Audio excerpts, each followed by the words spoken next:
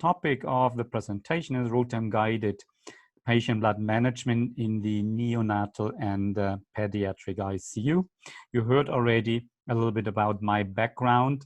So I'm by education a senior consultant for anesthesiology, emergency and intensive care medicine, and hemostasiology.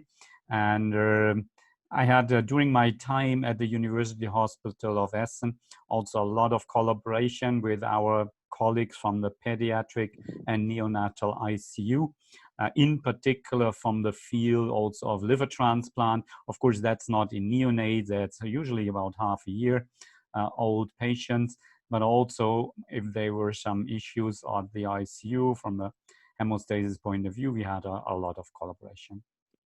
I was also from 2010 to 2012 the chair of the section for clinical hemotherapy and hemostasis management of the German Intensive Care Society, and was working in the European Society, also for the European guidelines, and most important for the conflict of interest. Since July 2012, I'm the Global Medical Director of TEM Innovations.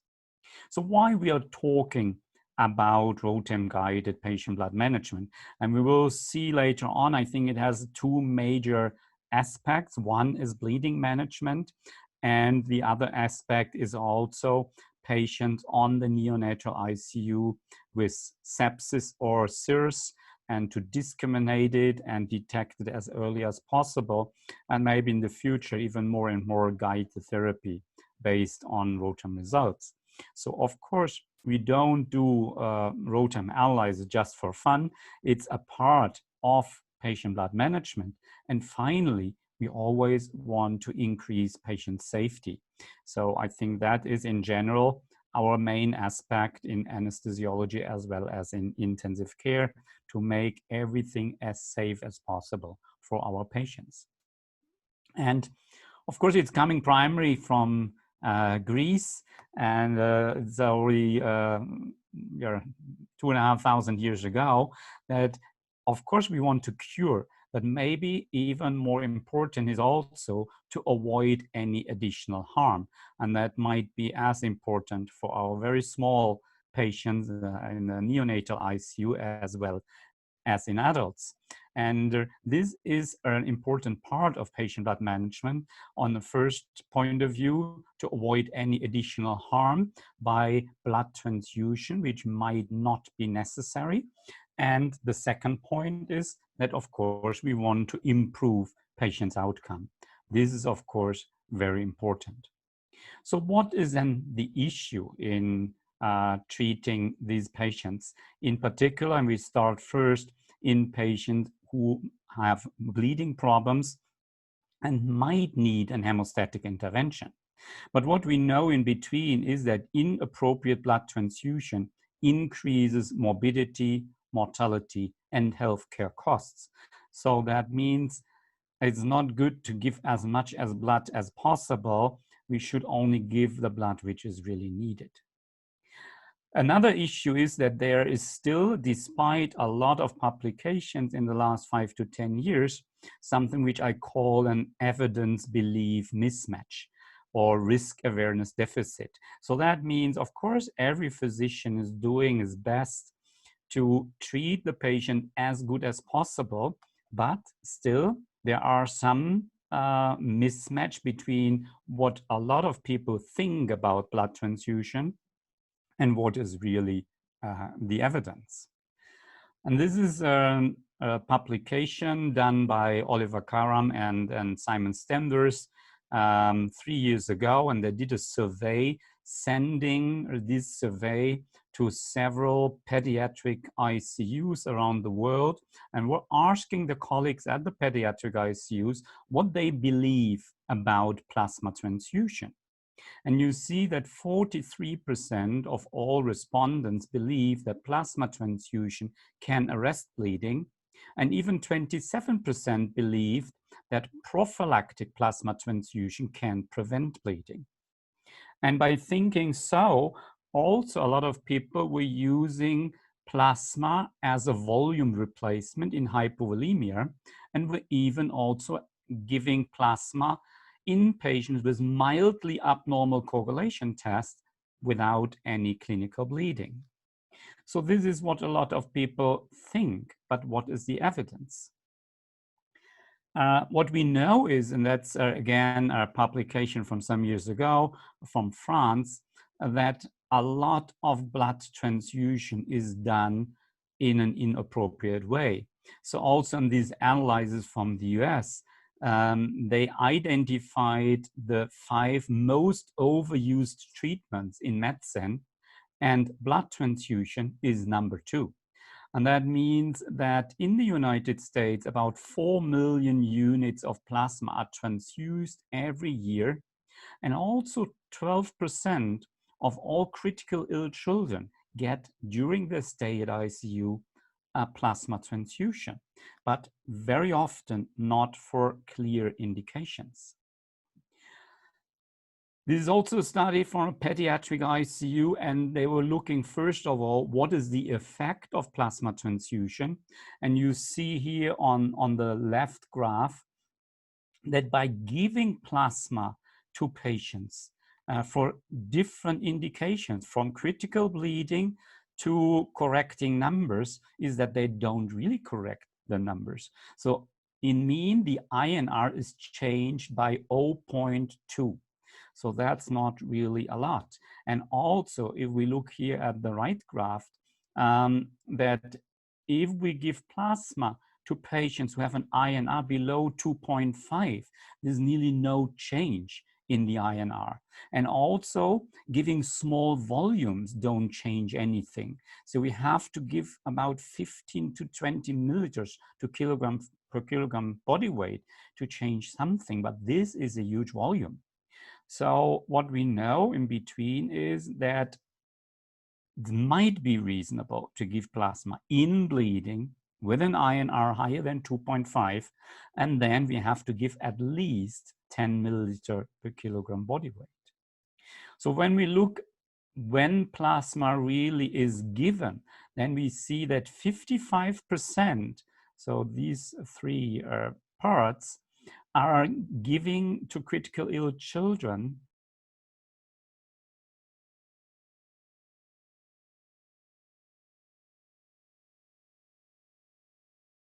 logic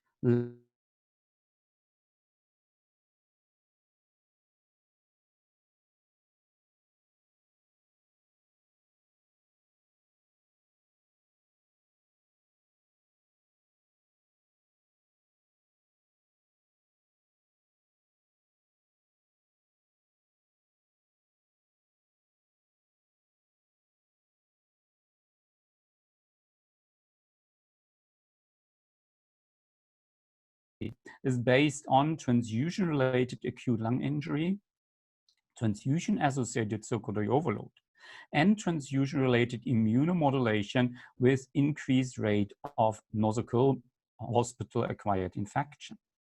And is that also true for pediatric patients at the ICU? Yes, it is.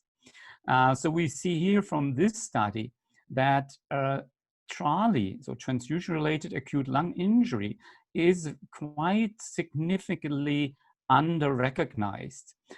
From this study, in more than 2,000 patients, 6.9% developed TRALI at a pediatric ICU. So it's a much more often problem if the people are sensitized to this issue. Also, when we look at transfusion-associated circulatory overload, and we all know, you maybe know better than me, that of course neonates have a very small blood volume, but this also means giving huge amounts of volume can quickly result in a transfusion-associated circulatory overload. So here in this study, it depends on the definition they used, if it's outside of defined normal values, or it's a 10 to 20% increase of volume, you see that the incidence of transfusion-associated circulatory overload varies between 1.5 and 76% of all patients who get transfusion on a pediatric ICU.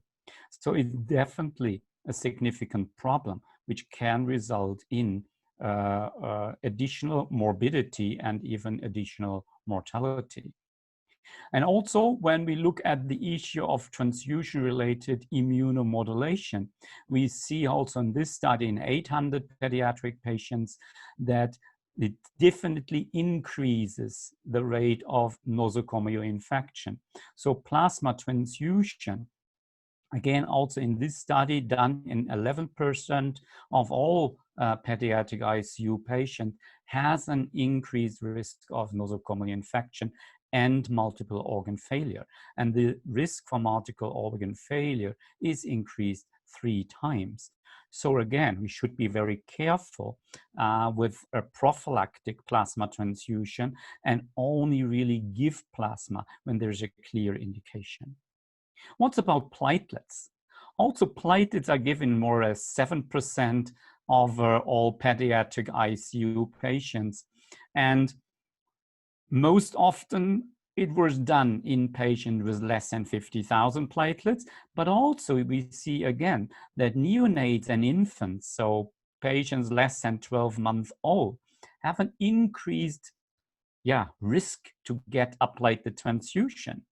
And even also in this study, most platelet transfusion was done prophylactically because the patient was thrombocytopenic. And some, of course, had active bleeding. But again, the number of platelet transfusion just given to correct numbers is still quite high nowadays.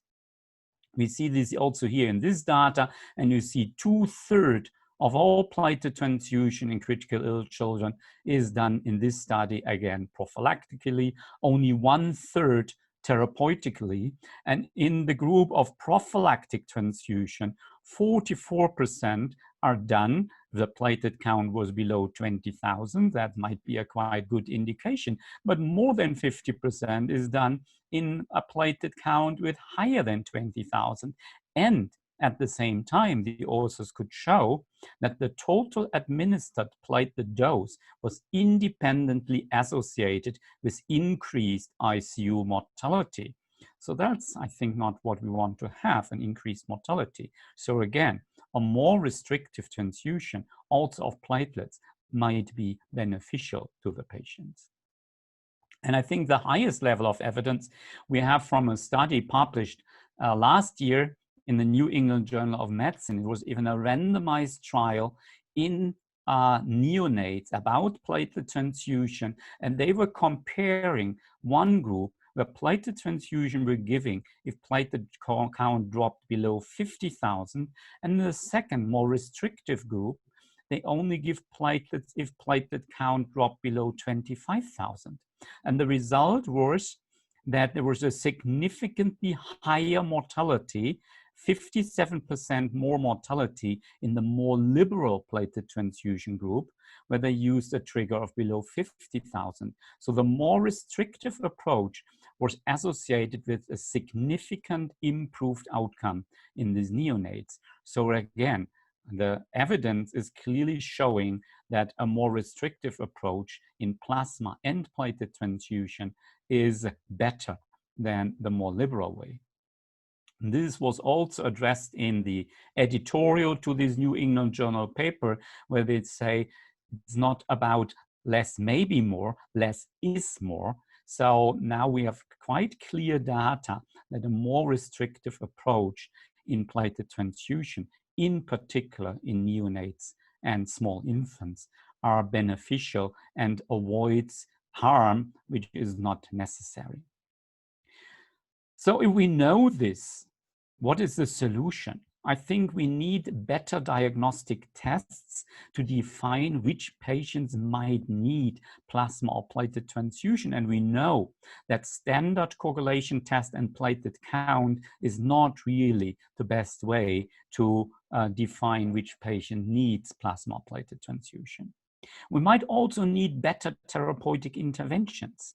So what we know in between, again, plasma is not very effective to increase fibrinogen level or even the level of enzymatic factors. So more and more people move to a coagulation factor concentrate approach, and this is quite often guided by viscoelastic testing. And finally, we need a better decision making. So what we need are evidence-based algorithms. Of course, we need much more data, and we have definitely much more data in adults, but I think it's worth to focus more and more also in the pediatric setting, and even also, of course, in the setting of neonates, which are critically ill. But the way I think in general, and this is here described in this Lancet paper from 2017, is to go to precision medicine, which means we first need a diagnosis. But of course, in bleeding, we need this in a very short time. It must be precise. And then doing a targeted treatment. And then we have a quite good chance to improve patient's outcome. It's much better than just giving everything to a patient and hope that the right was inside. So how does it work? I just give you a short overview how you can do a quick ROTEM interpretation. What we see here is a typical ROTEM graph. And we just focus on the most important parameters. That's the so-called coagulation time, or CT, the time from starting the test by recalcifying the blood sample and adding an activator until the time we see the first clot. That's usually the time where a PT or PTT ends, but the interesting part of a ROTEM just begins. So this CT is dependent on coagulation factors, anticoagulants, split products, and tissue factor expression on circulating cells, which is important in particular in patients, for example, on extracorporeal assist devices that can be cardiac surgery or ECMO, but it's also important in patient on sepsis, because that means that circulating monocytes starts to express tissue factor on their surface. And then we see that the clot firmness is growing. And finally, we get the maximum clot firmness called MCF, which is dependent on platelets, fibrinogen, factor 13. And if we give colloids to our patients, it can be albumin or gelatin or starch. This can have a negative impact on clot firmness. The issue with maximum clot firmness is that takes too much time. It's usually 25 to 30 minutes, which is in severe bleeding a very long time. And therefore, we developed and validated some years ago early clot firmness parameters. It's called the A5 or A10. That's the amplitude 5 or 10 minutes after clotting time. So that means within about 10 to 15 minutes, we can do already our interpretation in severely bleeding patients. And then we see if the clot is stable over the time, or there's some instability, that clot firmness is going down again, which we call hyperfibrinolysis. But we will also discuss later on in the sepsis setting, there are a lot of people actually discussing if there's also something like a hypofibrinolysis or fibrolytic shutdown. That means that is less than physiologic lysis.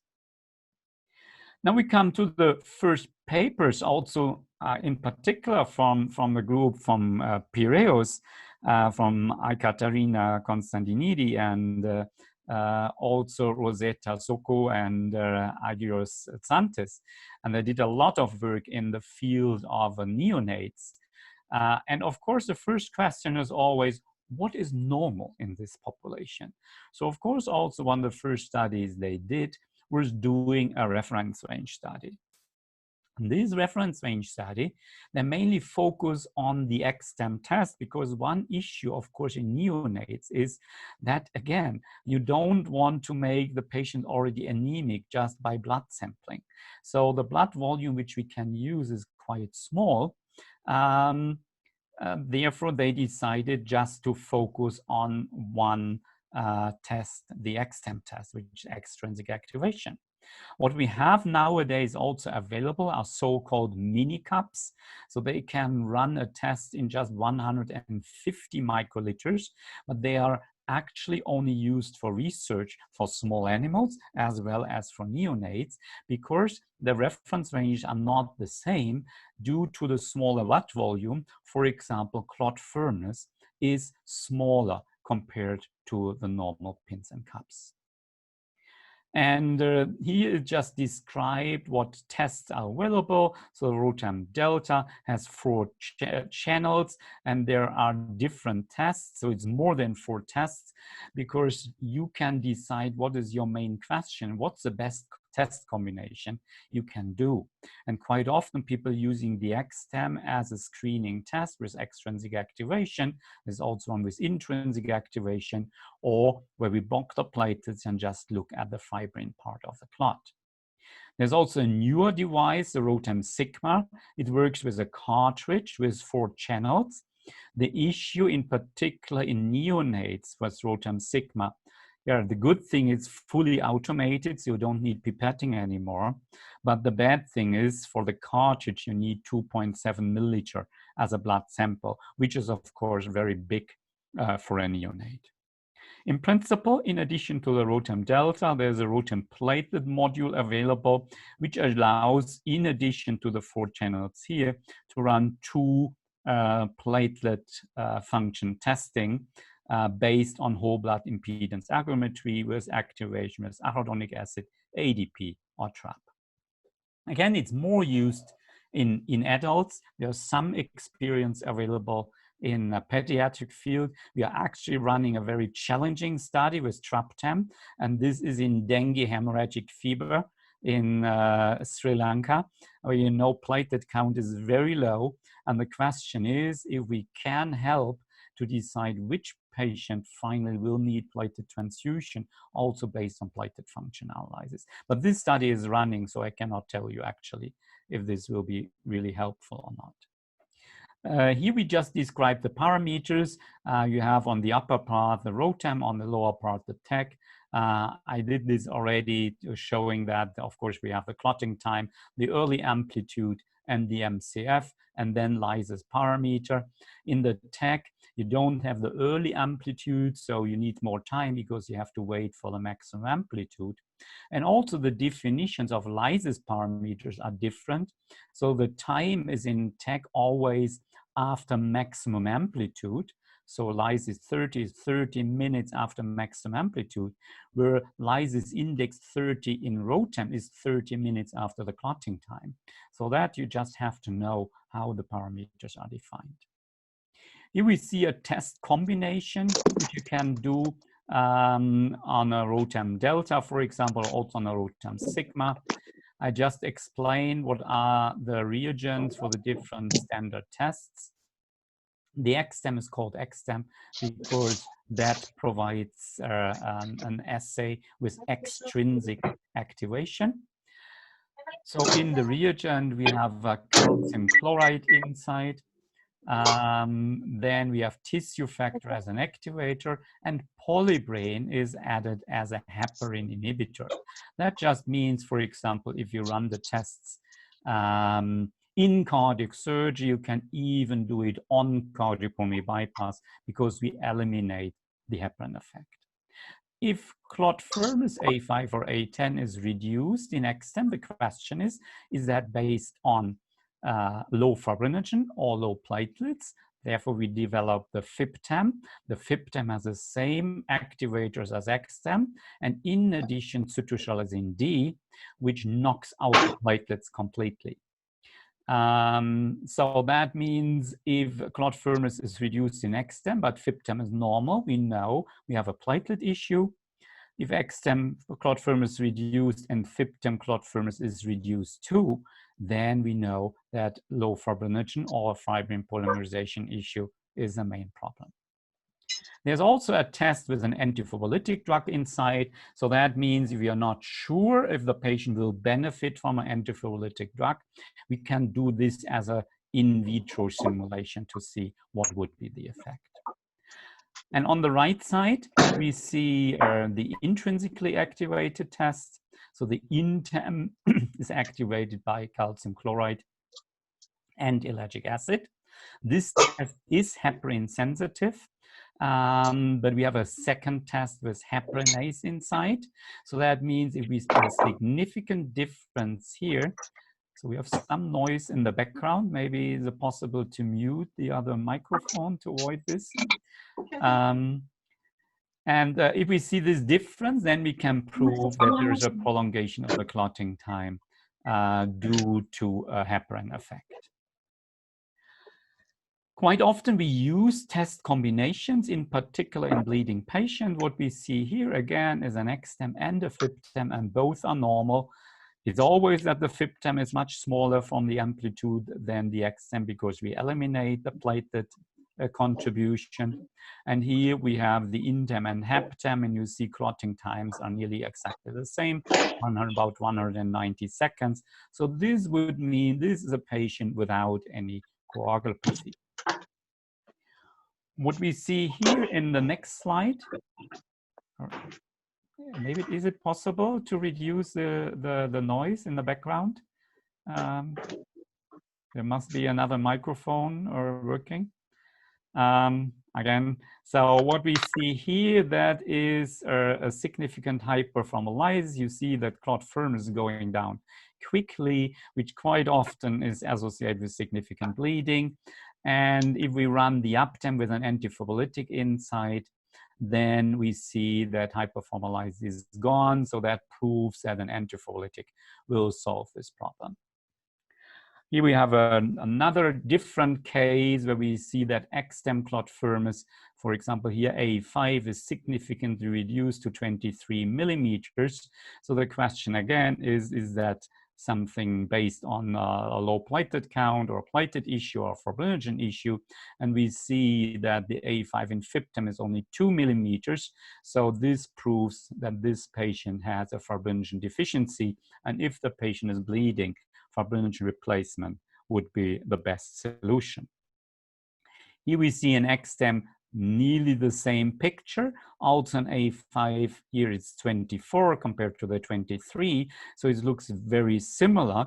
But when we look at the FIBTEM is very strong with 15 millimeters. So that means that this patient has a problem of thrombocytopenia. So the platelet part of clot firmness is significantly reduced, and if the patient is bleeding, a platelet transfusion has the best chance to fix the problem.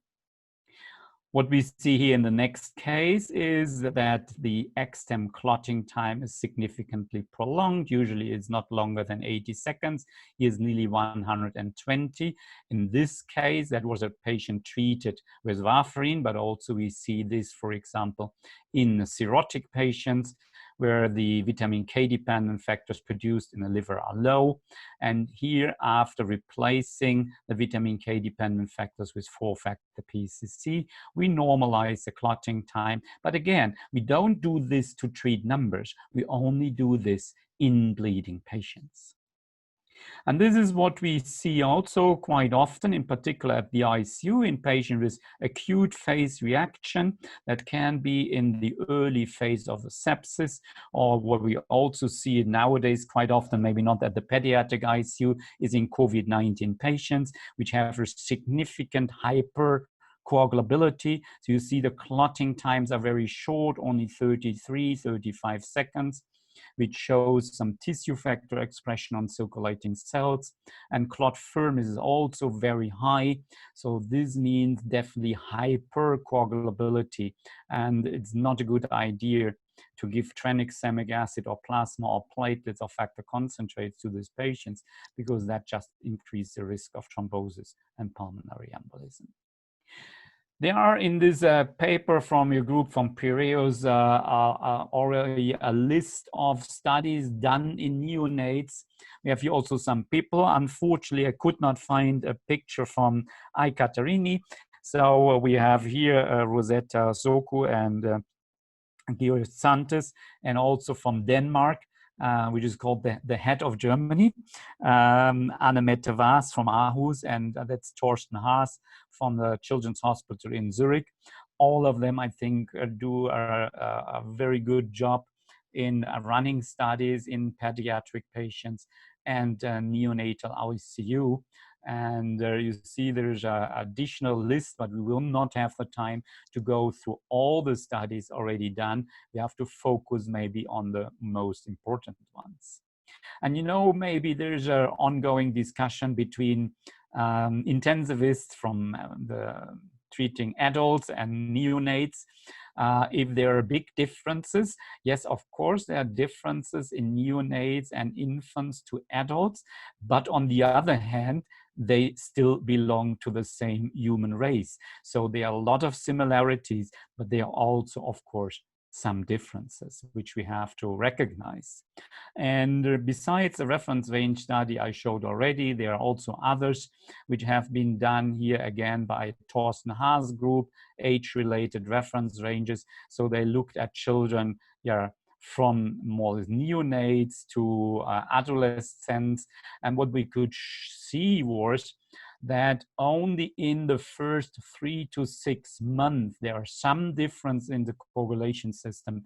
Later on, more or less, the coagulation system is the same between children and adults. But again, there are some differences, in particular in neonates and small infants. The next step the colleagues did is, again, here doing reference ranges based on XTEM, which was based on nearly 200 full-term babies and 84 preterm infants.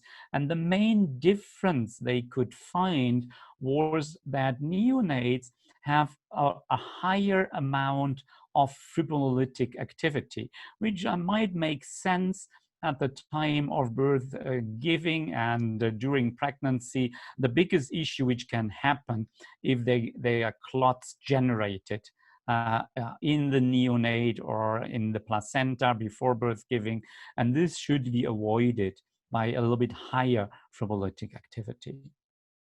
They also looked at if there are differences between small for gestational age and normal gestational age, but there were not significant differences they could detect in these two population of neonates. Where they could show significant differences was if we look at neonates with perinatal hypoxia. And then you see that clot firmness is lower in the hypoxic neonates. And also there is, again, the lysis index is also a little bit lower. So some more lysis, which might make sense here. And also from other studies, you could already see that, for example, patients with cyanotic heart disease, they have also reduced clot firmness. So that fits to the results from the study in patients with hypoxia during birth. And in this study, they were also looking already at platelet functionality, so not the numbers. And you see that platelet aggregation is under the normal range in nearly 90% of the cyanotic patients with heart disease for ADP, and in 85% for arachidonic acid, and in 74% in thrombin activation.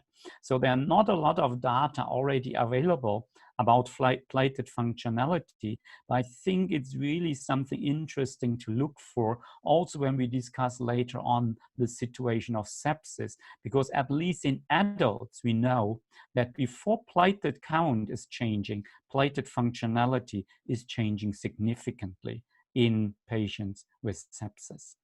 But we see here, so both studies go in the same direction, that hypoxia seems to result in a reduced clot firmness.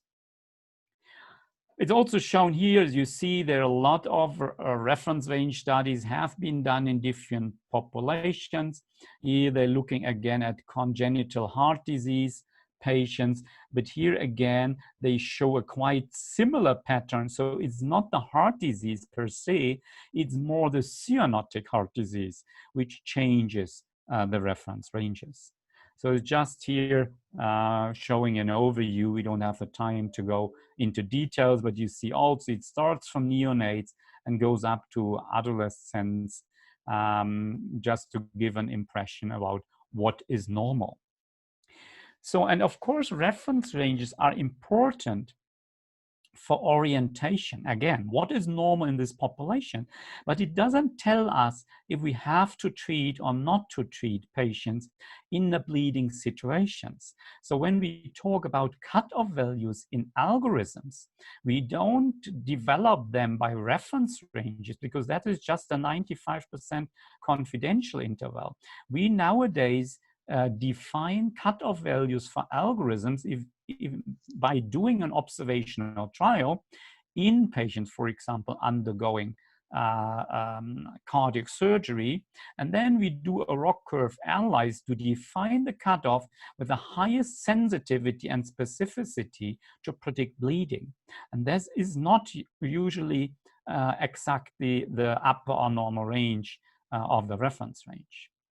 So the concept of a ROTEM-guided algorithm is having a correct trigger, target, and dosing.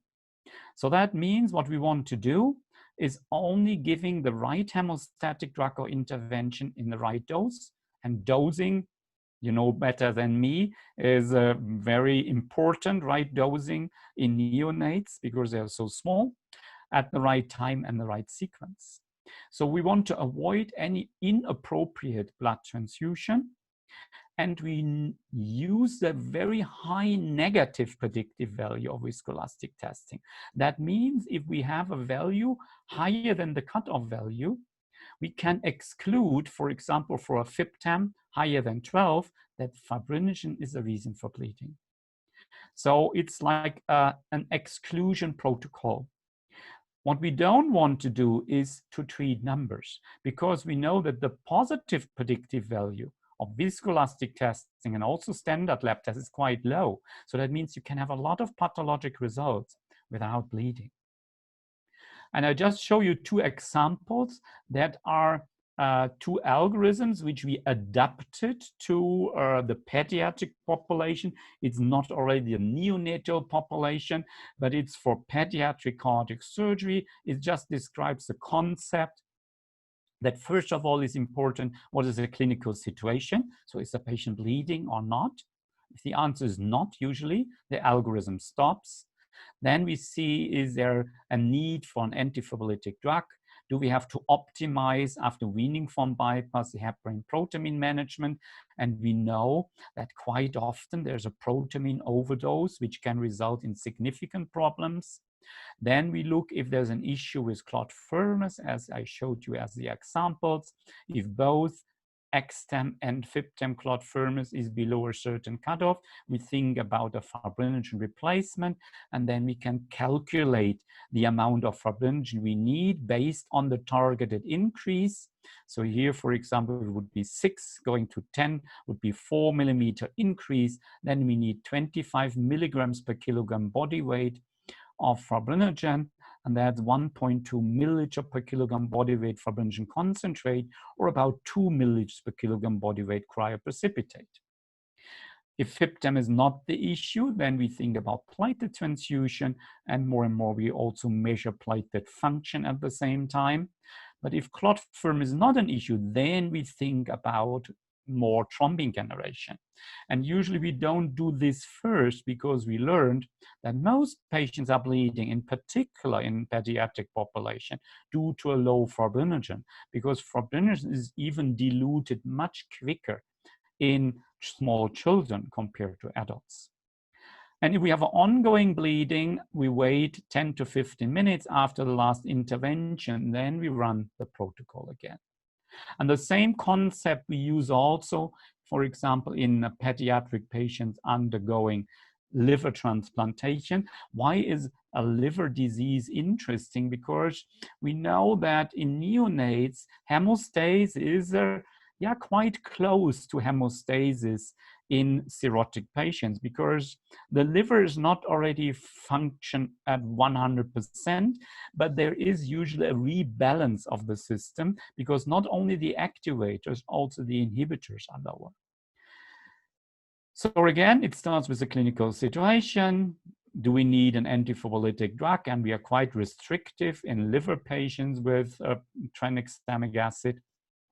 So the same concept, looking at fibrinogen level, platelets, dosing scheme for fibrinogen, looking at thrombin generation. And what we know is that INR is not really reflecting thrombin generation, in particular in cirrhotic patients and neonates, because again, we have this rebalance between activators and inhibitors.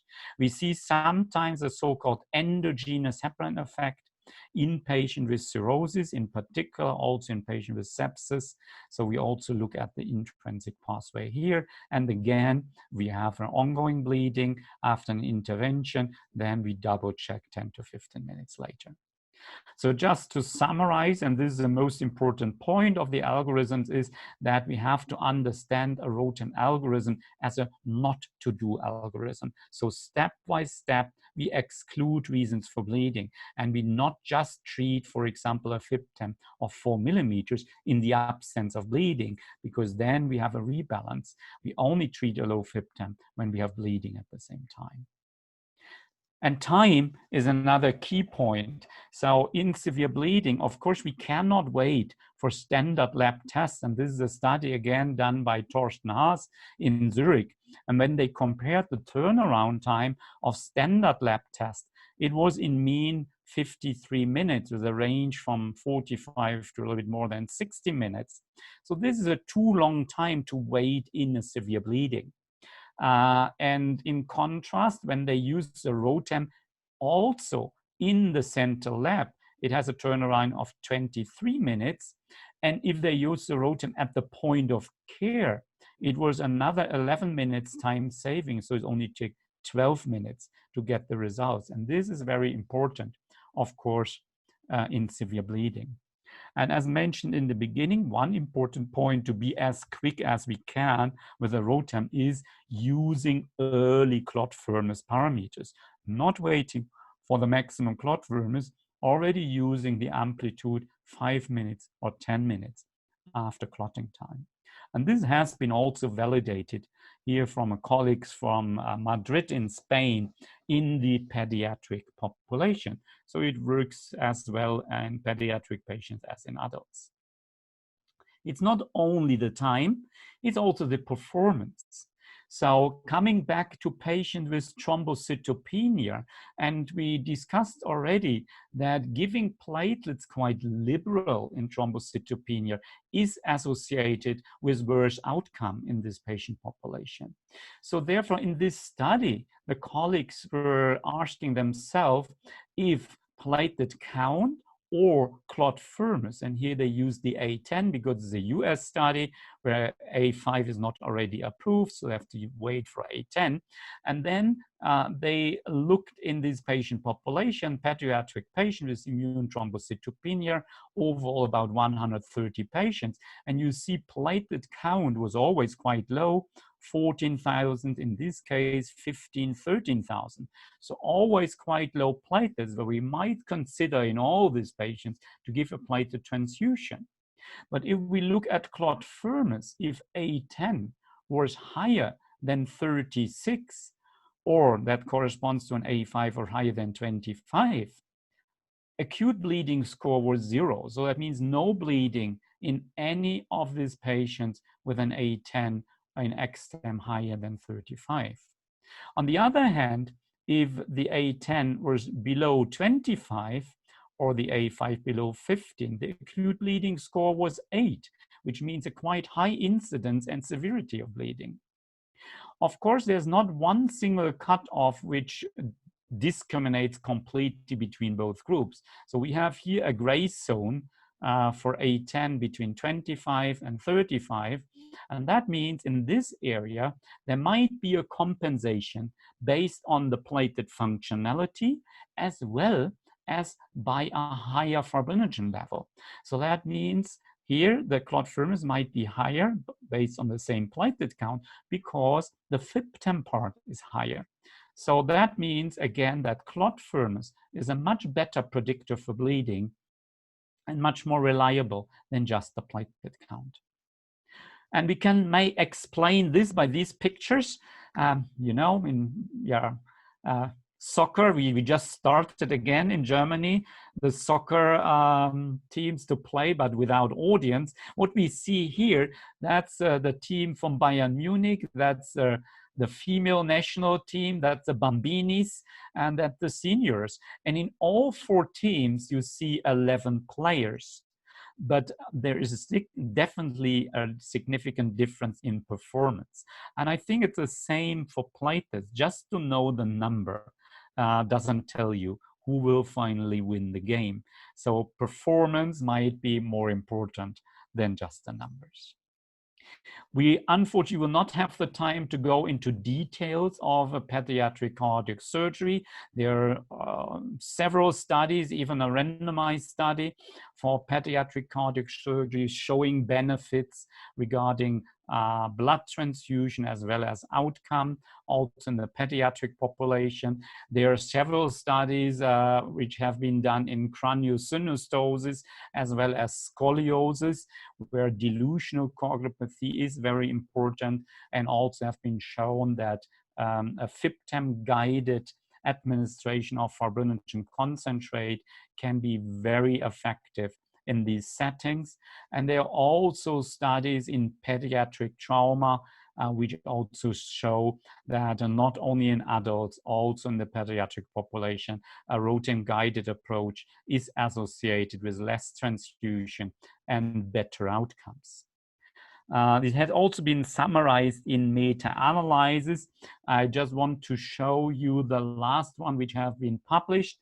There was one meta-analysis published by the Cochrane Group in 2016, already showing a significant reduction in mortality. That was based on 19 randomized trials and 1,500 patients. So 3 years later, now we have 21 randomized studies with 8,900 participants, and it's still showing the same, that our viscoelastic testing guided approach is associated with significant reduction in mortality from 12 to 7%, and also a significant reduction in acute kidney injury from nearly 18 to 10%.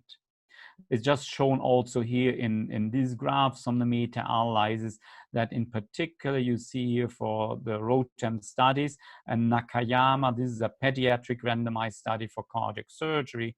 There was overall a significant reduction in mortality, which means a reduction in mortality by 46%.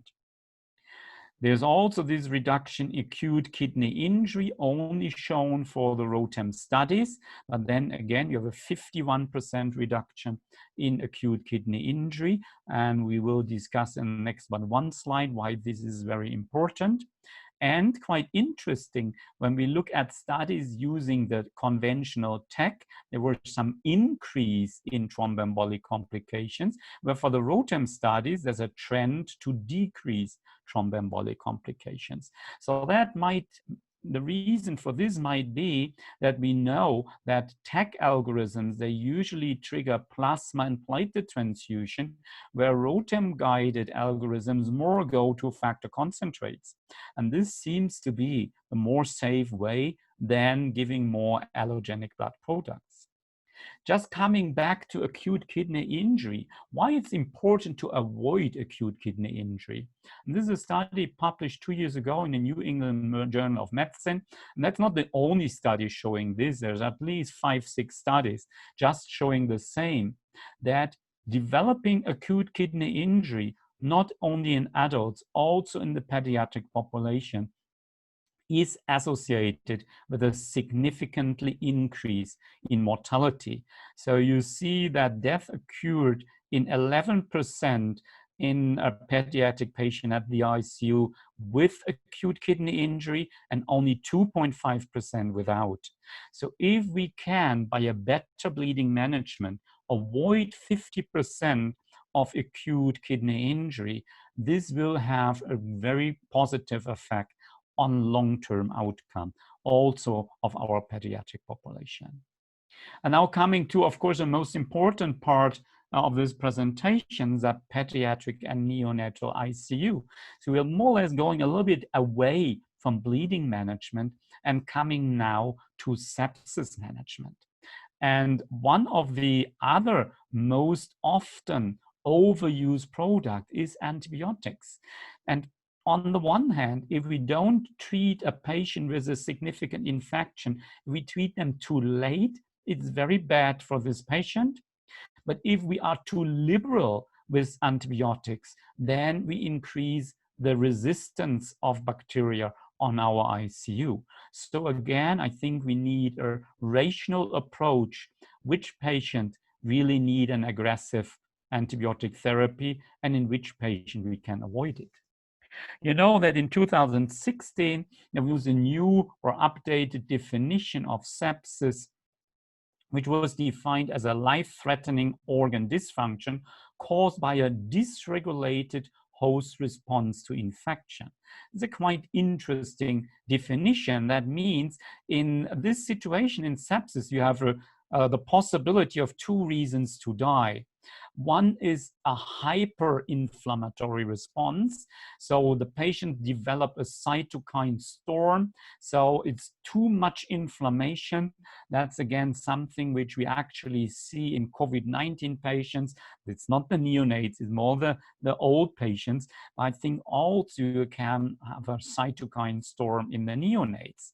And the other point is that they have a hypoinflammatory response. So that means that the body is not fighting enough against bacteria. And that is what the new sepsis definition means. You can have too much inflammation and you can have too less inflammation. And those can be a reason to die. Starting what we did about 10 years ago in adult septic population, and there are some similarities, but it's not always the same, as we will see in the neonatal population. So in this first study, we were looking if we can use the ROTEM analysis, and particular looking here at clot firmness parameter like the MCF and the alpha angle, as well as the CFT, is more or less parameters which predicts also the MCF, that if the clot firmness is significantly reduced, you see this has a negative impact on survival. And this prediction was even better than SAPS or SOFA score. And that was done at the first day of clinical signs of sepsis to discriminate the very severe one from a more mild one.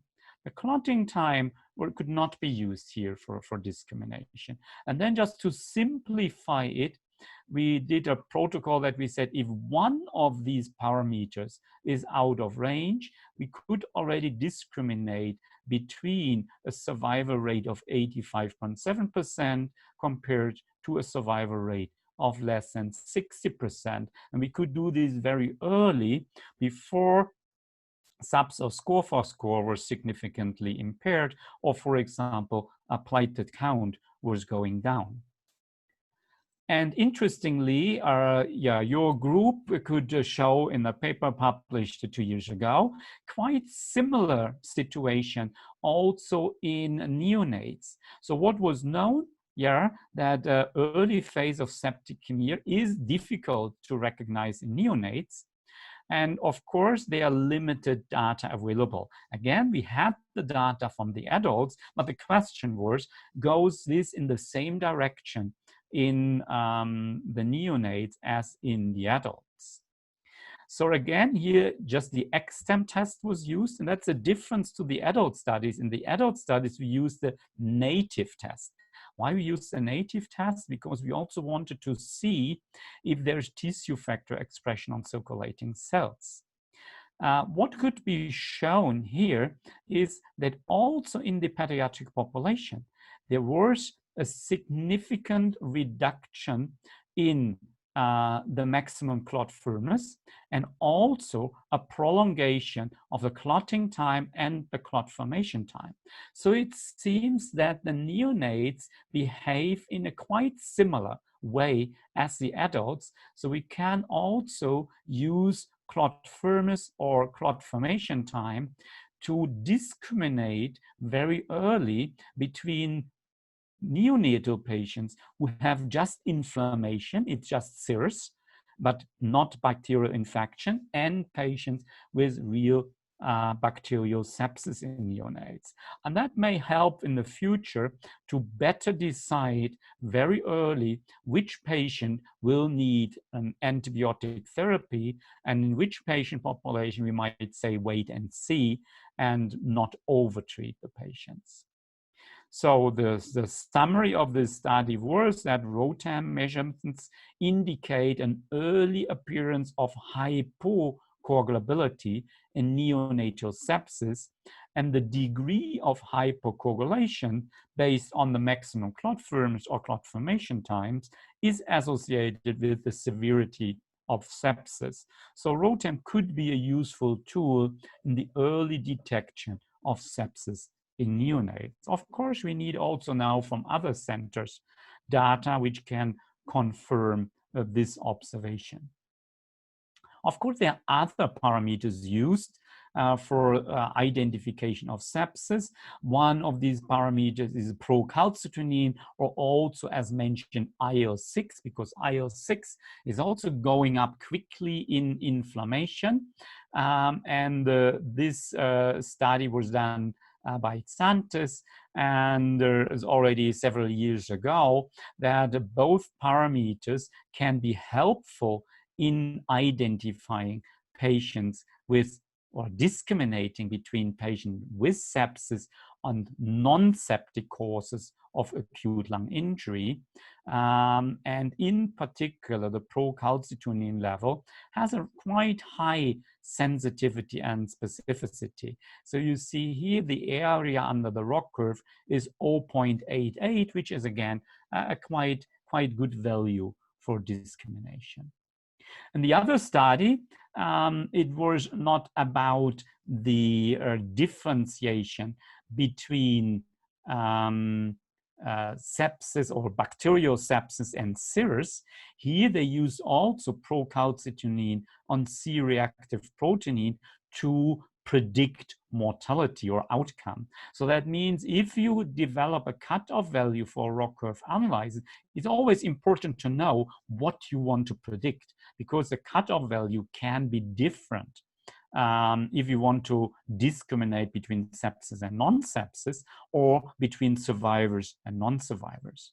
But also here for mortality, you see that procalcitonin has an area under the curve in the ROC curve, that's the red one here, of 0.838, so a quite good prediction of outcome again. And we did this also about 10 years ago in our adult ICU population. So we even compared procalcitonin, interleukin-6, C-reactive protein, and ROTEM parameters. Important to know is we again did this in the native test without an activator, because again, we wanted to see tissue factor expression on circulating cells. And we also know that the native test is more sensitive to lysis compared to the XTEM test. When we look here at the data, and you see three groups, that's the first one. We have here healthy volunteers, and as the first group, then post-operative patients just with SIRS and patients with bacterial sepsis. You see that the lysis index 60 had a very good discrimination between septic patient and the other groups. Procalcitonin was also not too bad. IL-6 was a little bit worse. C-reactive protein doesn't really work because it can discriminate between healthy volunteers, but not between SIRS and sepsis. And that was also for clot firmness here, and also for clotting time. So these three had the best discriminative power. And then we looked also at the ROC curve analyze, and you see that the area under the curve for lysis index 60 was even 0.9 compared to procalcitonin with 0.756. So from all these three parameters, the lysis index was the best one. And we just go once back.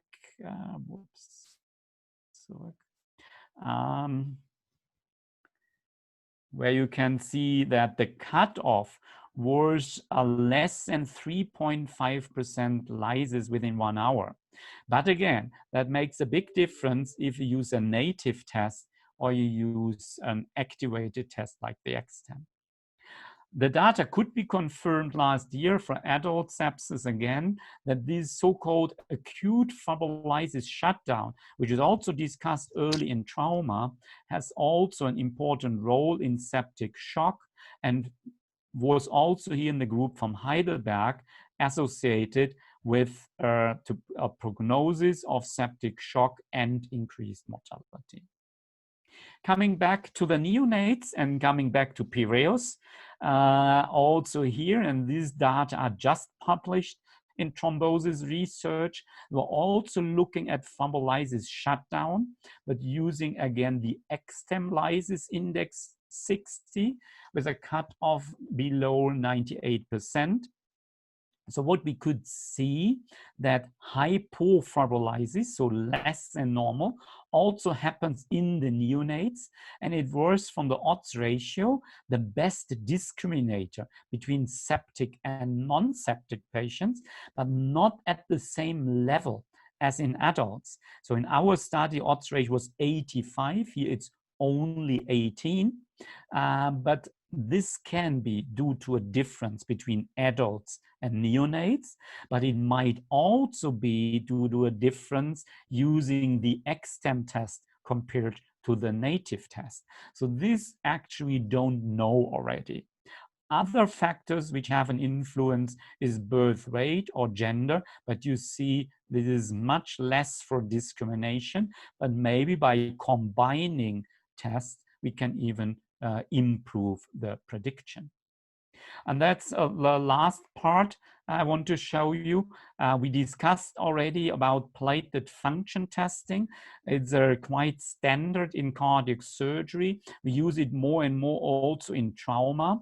But this is a study, again, we did in adults 8 years ago, where we use whole blood impedance aggregometry as a biomarker of severe sepsis. So that shows differences at a time where platelet count is still completely normal, but you see that the aggregation curve, and this is the survival curve here, but the aggregation by stimulation with ADP is in septic patients at the first day of sepsis already significantly reduced.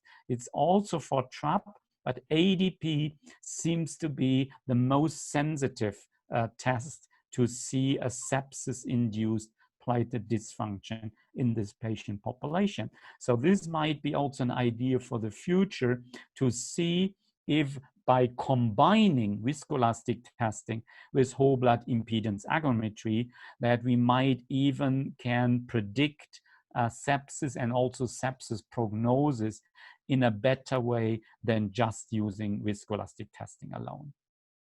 So this is the last slide, just to summarize. I think it's, of course, a very interesting topic to look at hemostasis in neonates. And as mentioned, there are two main areas. One is bleeding management, the other is sepsis management, but I think they are quite interesting data showing that thromboelastometry is a step forward to safer patient care. And this is the most important point, is not just to reduce blood transfusion. We want to improve patient safety. And for hemostasis management, we need 3 essential key points for success here. We need a quick and precise point of care diagnostics. And I think ROTEM might be really an important tool for that. And even maybe in combination with platelet function testing, even the precision might increase to predict the course and outcome of our small patients. Also, of course, we need rapid, available, and reproducible therapeutic interventions, in particular for bleeding management, but maybe also in the future more and more in patients on the ICU for anticoagulation. Here again, what we are just learning in adults in COVID-19 is that they have a very high thrombotic risk, and even under thromboprophylaxis, they develop a lot of thrombosis. So we need maybe an individualized approach also for anticoagulation in the future. And in the end, we need reasonable algorithms with validated trigger and target values to guide our therapy in the best way possible and to optimize patients' outcome. Yeah, and I thank you for your attention. And yeah, hope we will have a very good collaboration also in the future. And I congratulate the group from Piraeus for all the studies they did in the last years, which I think are very helpful to guide therapy also in neonates in the near future. Thank you very much for your attention. Dear Goerlinger, thank you very much for your excellent presentation. You presented very clear